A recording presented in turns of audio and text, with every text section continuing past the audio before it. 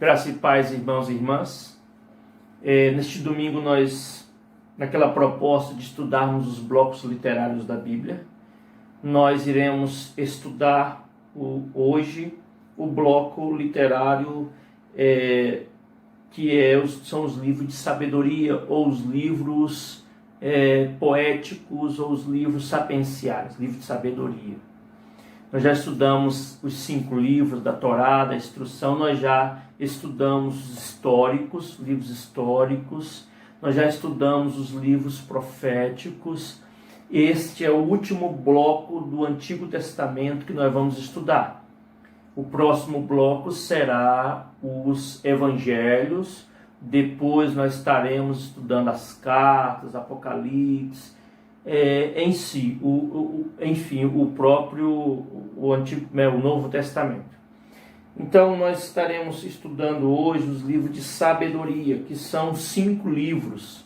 São os 5 livros, que são Jó, Salmos, Provérbios, Eclesiastes e Cantares de Salomão, o Cântico dos Cânticos.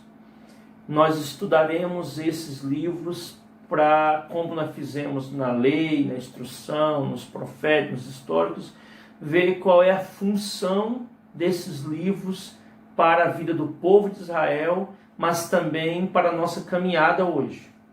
Então, como nós sabemos, a palavra de Deus ela se atualiza, ela é viva, ela está sempre se renovando. Então, esses livros de sabedoria, eles vem responder a algumas questões que o povo de Israel, eles tinham, alguns questionamentos, que também são os mesmos questionamentos que nós carregamos hoje. Então, essa literatura de sabedoria, ela vem responder essas perguntas. Mais para frente, nesse estudo, nós veremos qual é a função desses livros, cada um desses livros de uma maneira bem panorâmica. Então nós precisamos entender que tem alguns versículos chaves desses 5 livros.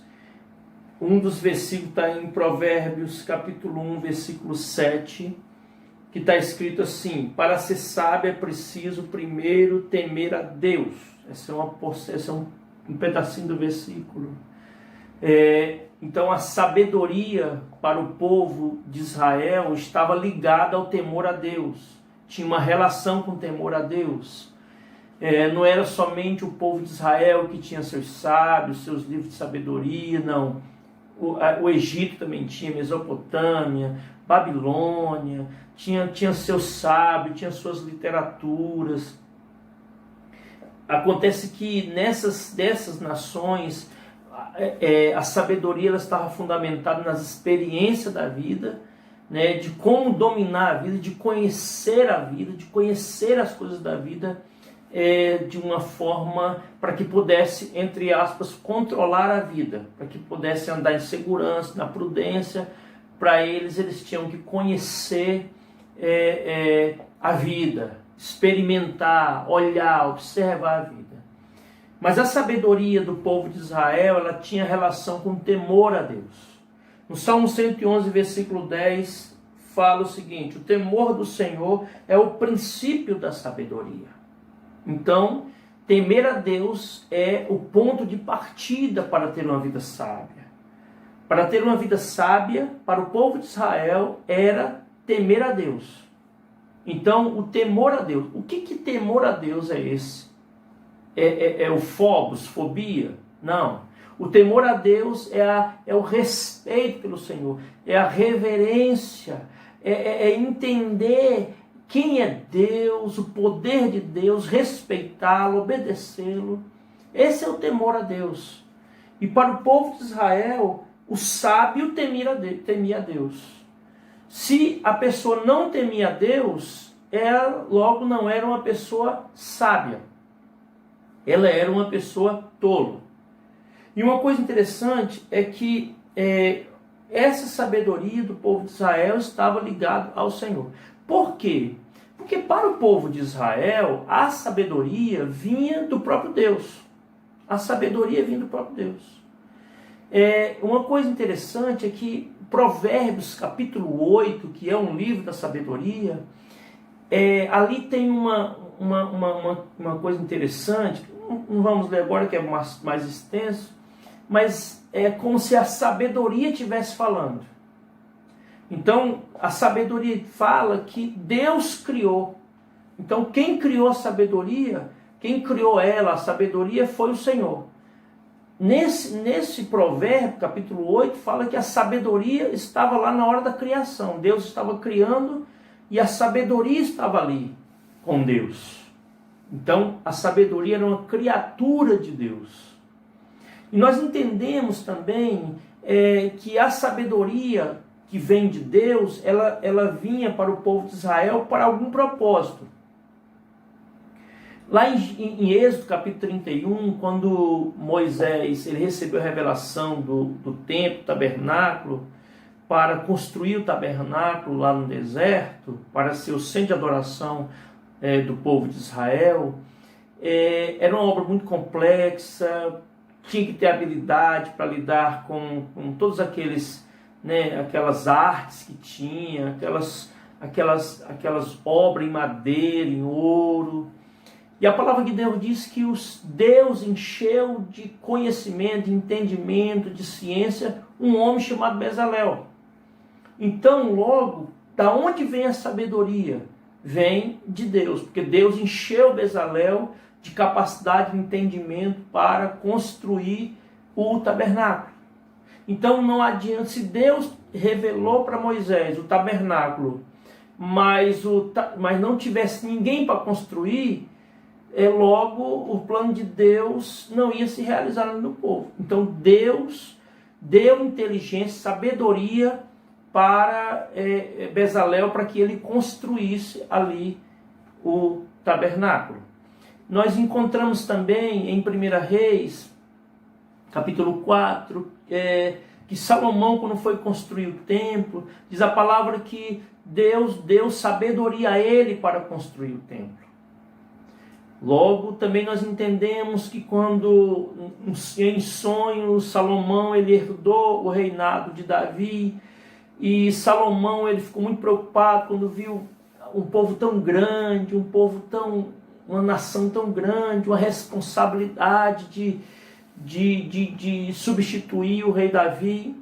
Ele, em sonho, ele sonhou que Deus perguntava para ele, o que ele queria, e ele pediu sabedoria para dirigir o povo. Ele pediu sabedoria para quê? Para dirigir o povo. Um pedido desse diante de Deus é algo de que Deus se alegrou, porque Deus derramou na vida de Salomão uma sabedoria, que a palavra de Deus diz que Salomão ele era o mais sábio de todos os sábios. Ele era o mais sábio. Diz que a sabedoria de Salomão era como o grão de areia do mar.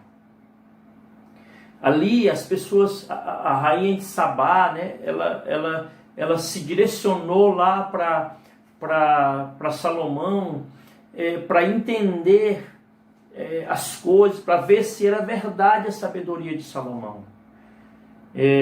Diz a palavra que Salomão ele compôs mais de 3.000 provérbios.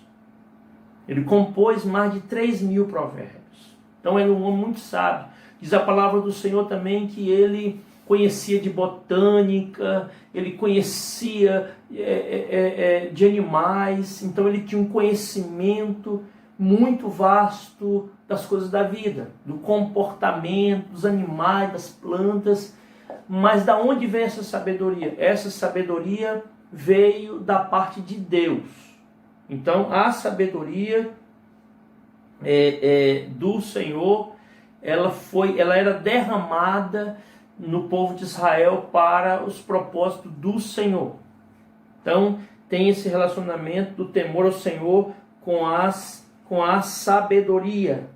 Uma coisa interessante é que existiam várias classes de pessoas no povo de Israel. Até na aula passada nós falamos de 4 classes que elas eram classes que eram os pilares, na liderança do povo de Israel, que é o rei, que cuida da parte militar, da parte política, o sacerdote, que ele cuida da parte da lei, da instrução para o sacrifício, de oferecer sacrifício ao Senhor pelo povo. Também tem o profeta, que é aquele que traz a palavra de Deus. E também existe o sábio, que é aquele que aconselha o povo, aquele que aconselha o rei. Lá na corte do rei, lá nos palácios do rei, tinha os sábios. Nós vemos em várias passagens bíblicas que os reis chamavam seus sábios, e no povo de Israel também tinham seus sábios. Tinha aqueles que eram conselheiros. Então, uma coisa interessante é que cada um dessas classes, das 4, tem 3 dessas classes que são pilares espirituais também para o povo. Por exemplo, o sacerdote, ele ensinava a lei ao povo. Ele era o instrutor, era aquele que instruía o povo de como viver a lei. E ele denunciava tudo aquilo que não era santo, que não era sagrado. Tudo aquilo que profanava aquilo que era sagrado, o sacerdote denunciava. O profeta, ele denunciava a questão da idolatria e da iniquidade, do pecado do povo contra a aliança, contra o Senhor. E o sábio, o conselheiro que dá conselho, ele denunciava a tolice, ele denunciava a insensatez, ele denunciava a loucura. E o que é o tolo na Bíblia? O que é o insensato na Bíblia? O insensato na Bíblia é aquele que não quer sabedoria de Deus. É aquele que não tem temor a Deus. É aquele teimoso, né? Numa palavra bem atual, é o teimoso. É o irracional. É aquele que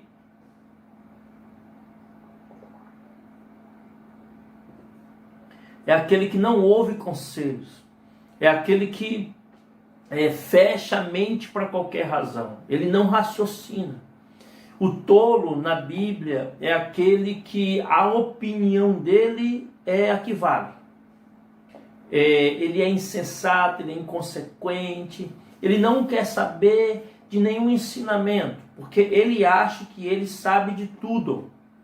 Esse é o tolo na Bíblia. Esse é o tolo. Nós vemos um homem chamado Nabal. A palavra Nabal significa tolo, insensato. E nós vemos que em 1 Reis 25, a história de Nabal, que é um homem tolo. O nome dele já está falando. Que Davi foi lá, pediu comida a ele, e ele falou que desdenhou de Davi. Eu não quero saber de você, quem é você? Então ali mostra o que é um tolo. É um homem que ele não pensa, ele não racionaliza bem, a opinião dele é que vale. Então esse é o tolo. E o sábio, ele denunciava essa tolice. Eles lutavam contra a tolice. E eles falavam sobre a sabedoria que vem de Deus. A sabedoria, o temor ao Senhor. Então, nós vemos que isso é bem atual. Nós entendemos que isso é bem atual. Por quê? Porque hoje quantas pessoas elas fecham a mente para a instrução, fecham a mente para o temor de Deus, temor a Deus, elas não querem saber da sabedoria. As pessoas elas estão hoje, nos dias de hoje, trazendo o dia de hoje, elas estão entendendo tudo errado no sentido de sabedoria. Hoje as pessoas têm um acúmulo de informações, mas são informações que não têm fundamento. As pessoas hoje não buscam conhecimento, as pessoas não buscam hoje a sabedoria. As pessoas estão acumuladas, cheios de informações.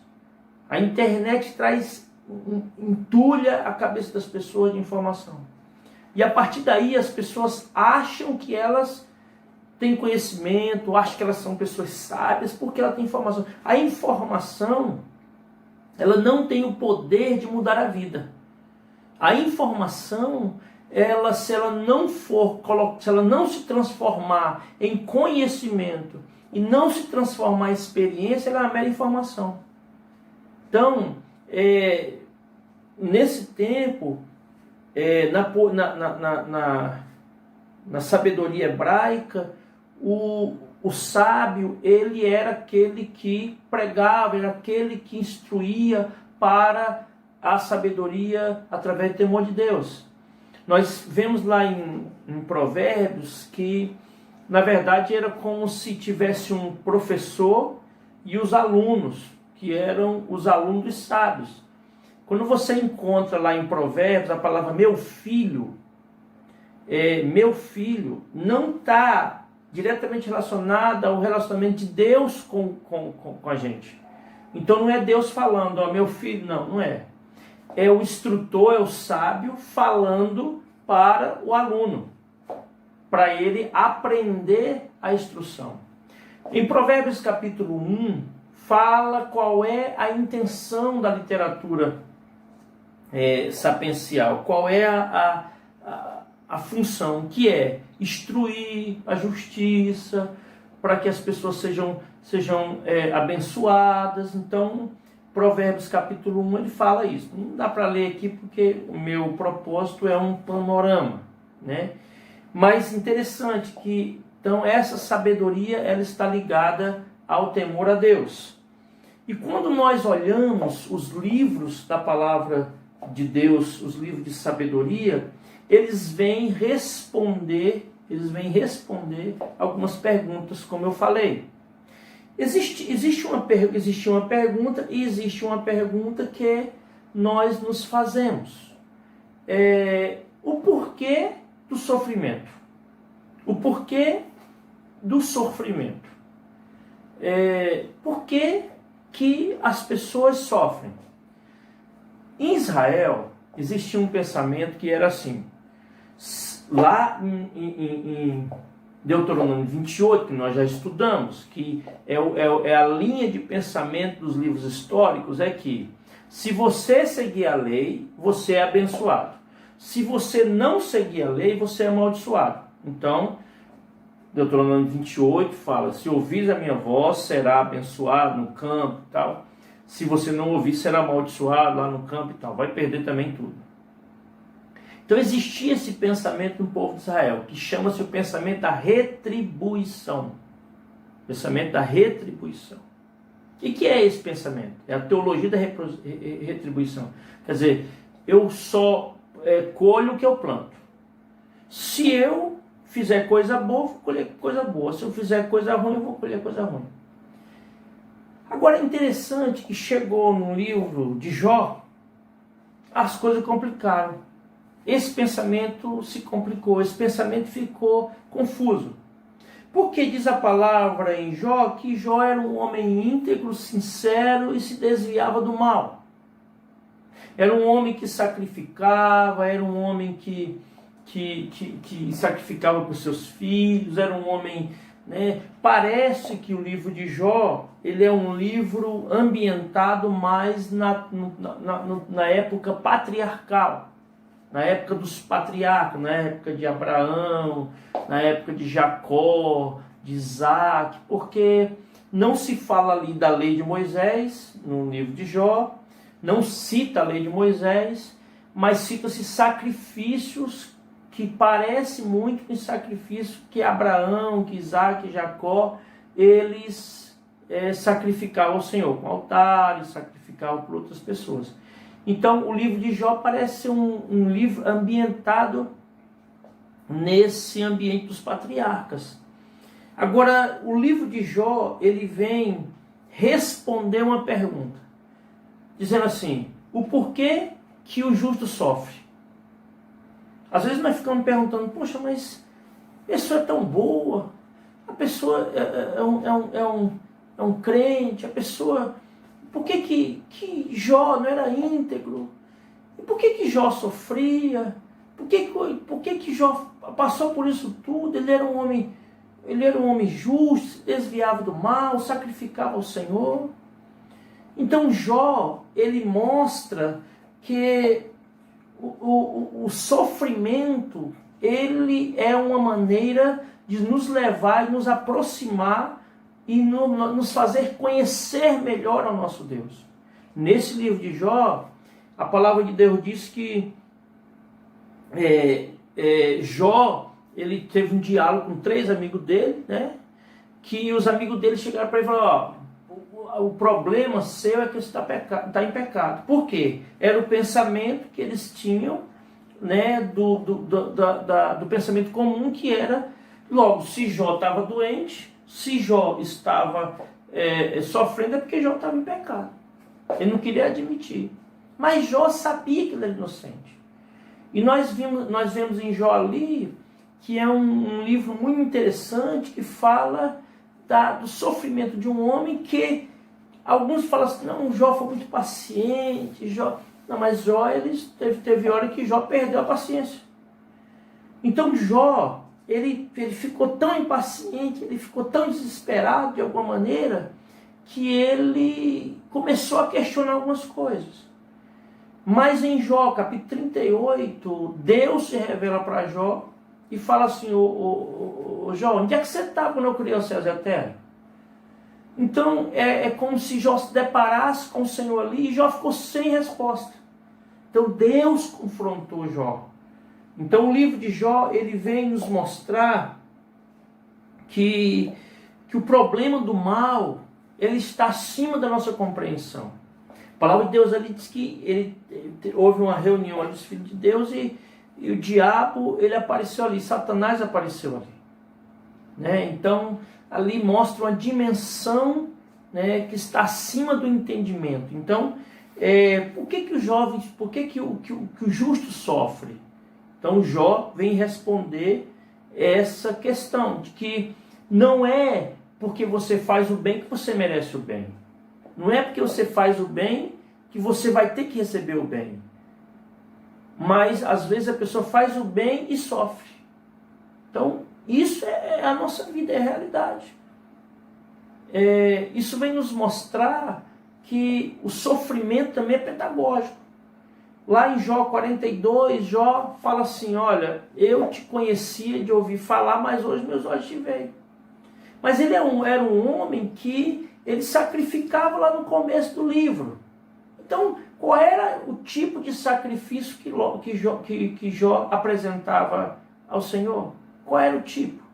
Era talvez uma religiosidade. Talvez algo tão vazio. Mas ele declarou que depois que ele passou por esse momento, ele aprendeu, ele conheceu verdadeiramente quem é o Senhor. E no final do livro, esse justo que sofreu, ele foi recompensado pelo Senhor.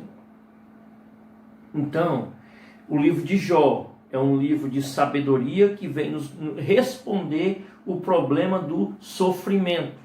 O problema do sofrimento não daquilo que é ruim, daquela pessoa que é perverso, mas da pessoa que é justa, da pessoa que é boa. Então, a gente entende, às vezes, servos do Senhor passando por doenças graves, servos do Senhor, e aí nós às vezes tomamos a postura de amigo de Jó. Nós vamos para a pessoa: essa pessoa deu brecha, essa pessoa está em pecado. Não, nós não podemos ser amigo de Jó. Nós precisamos entender que isso foge do nosso controle, isso foge do nosso entendimento. Então o livro de Jó, o propósito dele é mostrar que o problema do mal é complexo, está acima do nosso entendimento, mas que o sofrimento ele pode acontecer com o justo e com o injusto. Então esse é mais ou menos um panorama do livro de Jó. Um outro livro de sabedoria que nos ensina muito é o livro de Salmos. Salmos são 150 salmos que são muito interessantes. Tem um estudioso que falou que o livro de Salmo é como uma floresta. O livro de Salmo é como uma floresta. Quando você entra numa floresta, vamos dizer que seja a Amazônia, que é uma floresta tropical, que tem uma biodiversidade muito grande. Aí você imagina que você olha e você vê um tucano. Tucano é uma árvore bonita, você vê arara, você vê tantos animais bonitos, pássaros bonitos, mas naquela mesma floresta também tem escorpiões, também tem cobras, tem animais peçonhentos também na floresta. Tem os animais bonitos, mas também tem os animais peçonhentos na floresta. E os Salmos, ele abrange muita coisa. E Salmos, ele aparece, eu não sei se todos, mas a maioria dos dilemas do ser humano. No Salmo aparece sofrimento. Nos Salmos aparece os Salmos tão bonitos, Salmo 23, Salmo 91, que são os mais lidos. Mas existem salmos que são difíceis até de ler. Tem salmos que falam que tem que pegar os filhos deles e bater a cabeça dos filhos dele na pedra. Esses são os animais peçonhentos que tem salmos. Então o livro de Salmos, o livro da sabedoria de Salmos, ele revela muitas coisas. O livro de Salmos, você encontra sofrimento, você encontra choro, você encontra alegria, você encontra força, você encontra direcionamento, você encontra instrução. Então o livro de Salmos é um livro de sabedoria que instrui o povo, que fala dos louvores de Israel a Deus, porque os Salmos ele é um livro de louvor, de cantos, de cânticos do povo de Israel, louvando a Deus. Então Salmos, quando você lê Salmos, você estuda Salmos, lá tem tudo. Lá tem tudo. Então quando a gente estudar a introdução ao livro de Salmos, nós vamos entender a classificação dos Salmos, que cada Salmo tem uma classificação, cada Salmo tem uma estrutura. Mas no panorama, Salmos é aquele livro que revela todos os dilemas humanos. Você vê o salmista suplicando, pedindo, Salmo 40, eu supliquei, eu estava num poço. Então, às vezes ele se vê cercado por cordéis de morte, mas às vezes ele sabe que Deus é o pastor dele, às vezes ele sabe que ele se aquieta e bota a cabeça no travesseiro, Salmo 4, e vai dormir. Ele sabe que na viagem, na caminhada da vida, o Senhor guarda, porque o Senhor não dorme, que é Salmo 121. O Senhor, ele sabe que todos os dias ele pode contar com a proteção de Deus, porque em Salmo 90 fala que o Senhor é nosso refúgio de geração em geração. Ele sabe que ele sabe que ele não pode guardar sua casa, ele não pode construir nada sem a presença de Deus. Salmo 127. Ele sabe que como diz Salmo 128, é o Salmo da família. Então ali no livro de Salmos está escrito tantas coisas que vão ao encontro, do ser humano, e de encontro a tantas coisas, tantos erros do ser humano. Então o livro de Salmos, o livro de Cântico dos Salmos, ele é um livro que tem todo tipo de assunto que você precisar em qualquer situação da vida. Tem outro livro que é o Cântico dos Cânticos, o Cantar de Salomão. Aqui fala sobre o amor, o relacionamento, de um homem com a mulher. Esse livro ele demorou até ser aceito no cânon bíblico, porque as pessoas achavam ele muito erótico, porque tem algumas passagens ali que são mais, parece um tom mais erótico, um tom mais sensual. Alguns eles fazem a leitura desse Cântico dos Cânticos relacionando o relacionamento de Cristo com a igreja, que é uma linguagem mais analógica, uma linguagem mais assim, um tipo, né? Mas o Cântico dos Cânticos, ele está dentro dos livros de sabedoria, porque ele fala de poemas de amor, ele fala de relacionamento, ele fala do cuidado, ele fala do trato, né? Do homem, da mulher, ele fala de casamento. Então esse livro, ele faz parte do livro de sabedoria, porque ele é um livro que fala sobre o relacionamento de homem e mulher. Ele fala o relacionamento de homem e mulher de uma maneira bem poética, de uma maneira bem romântica. Então o povo de Israel, ele olhava para esse livro com um olhar do amor, do relacionamento de homem e mulher. Um outro livro é o Provérbios, né? Um livro de sabedoria que é o Provérbios. Provérbios é um livro fantástico. Provérbios, ele tem muito ensinamento e Provérbios, a sabedoria de Provérbios, ela está fundamentada na observação. Provérbios, ele lida muito com a criação de Deus. Provérbios fala sobre animais, plantas. E Provérbios, ele é como se são ditados populares, é como se o autor observasse a vida e fosse experimentando aquilo ali, e ele escrevesse aqueles provérbios tão sábios, né? Falando também de diversos assuntos, mas orientando para a vida. Ele fala muitas vezes, por exemplo, ele fala do preguiçoso, ele compara o preguiçoso com a formiga, vai ter com a formiga o preguiçoso. Ele faz comparações, ele lida muito com a instrução para a vida, na experiência da vida. Provérbios, ele vem ensinando, vem instruindo. Então, assim, a questão dos planos humanos, Provérbio também orienta que nós podemos fazer plano, mas a resposta certa vem do Senhor. Então tem muito provérbio que vem através da análise da vida, né, a instruir. Então Provérbios, e até alguns gostam de ler no mês, porque tem 31 capítulos, né? Então na verdade dá um mês. Se você lê um Provérbios por dia, na verdade fecha um mês.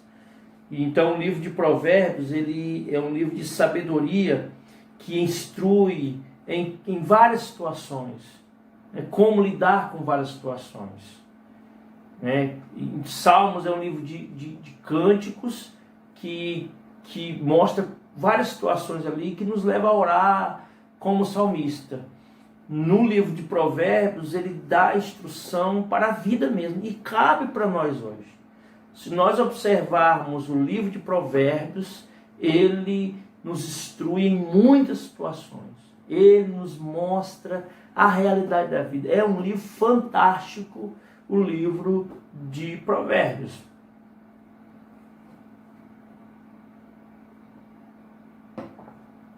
Então, esse é um livro muito interessante. E um outro livro também, que é o livro de Eclesiastes.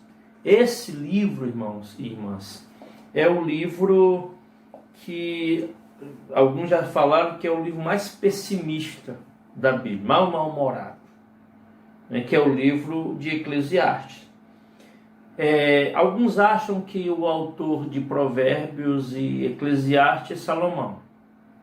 Se esse pensamento estiver certo, alguns estudiosos falam que Provérbios era quando Salomão estava na sua juventude, no auge da sua sabedoria. Mas Eclesiastes era quando Salomão já estava idoso e frustrado. Porque em Eclesiastes ele fala que não é riqueza, não é mulher, que dá o sentido para a vida. Não é nada do que Salomão tinha. Salomão tinha 1000 mulheres, Salomão tinha muito dinheiro, mas Salomão, ele negligenciou. Aí ele entendeu que a vida, na verdade, era tudo vaidade. Então nós encontramos em Eclesiastes, na verdade, um pessimismo, uma desilusão com a vida. Uma desilusão com a vida. Mas no livro de Eclesiastes ele vai falando, ele vai tocando que é tudo vaidade, é tudo vazio, né? É tudo vácuo, tudo se dissolve. Tem algumas passagens interessantes no livro, que ele fala da questão do tempo, há tempo para tudo. E é como se ele observasse a vida, é como se ele sentasse no local e ele lembrasse da vida dele passada, tudo que ele aprendeu na vida dele, e ele tomasse uma postura de dizer que tudo era vaidade. Tudo era vaidade. Então, aí ele instrui, né, em algumas questões. Ele acredita, ele não acredita na eternidade, ele não acredita numa vida depois. A visão de Eclesiastes, que é um livro bem filosófico, que faz algumas perguntas, faz alguns questionamentos, na verdade é um monólogo, né? O autor de Eclesiastes, ele questiona algumas coisas, mas ele traz ali algum sentido da vida para ele.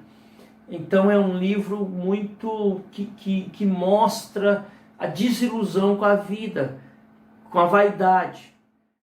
No final de Eclesiastes, no capítulo 12, versículo 13, o autor de Eclesiastes ele fala que a essência do homem é temer a Deus.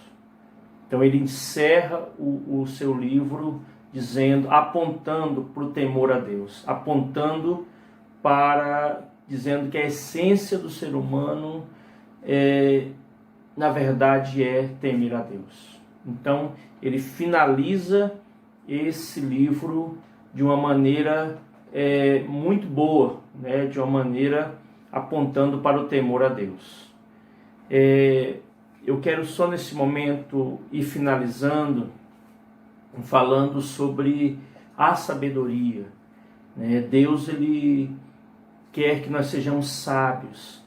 Deus ele não quer que nós sejamos cheios de informações, seja meramente inteligente, mas ele quer que nós aprendamos a lidar com a vida debaixo do temor do Senhor. O temor do Senhor, ele é o princípio da sabedoria. Se você e eu quisermos ser sábios na vida, nós temos que ter temor ao Senhor. E pedir sabedoria, porque nós entendemos no começo do estudo que quem nos dá sabedoria é o Senhor. Deu sabedoria para Bezalel, deu sabedoria para Salomão, deu sabedoria para tantos homens, os sábios de Israel. Mas ele continua nos dando sabedoria. E eu quero, para finalizar, mesmo que não seja no Antigo Testamento, mas falar em sabedoria sem falar nesse texto aqui, eu acho que fica um pouco incompleto o nosso estudo.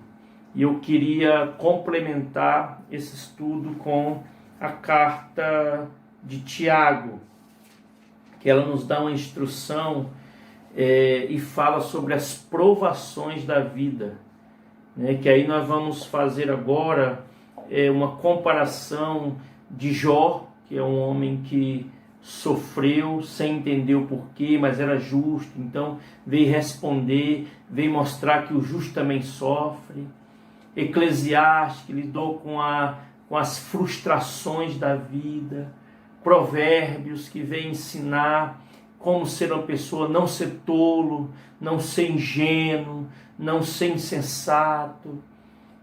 Cântico dos Cânticos, que veio mostrar o relacionamento de homem e mulher, né, com as suas questões também, mesmo de uma maneira romântica, mas ali tem algumas questões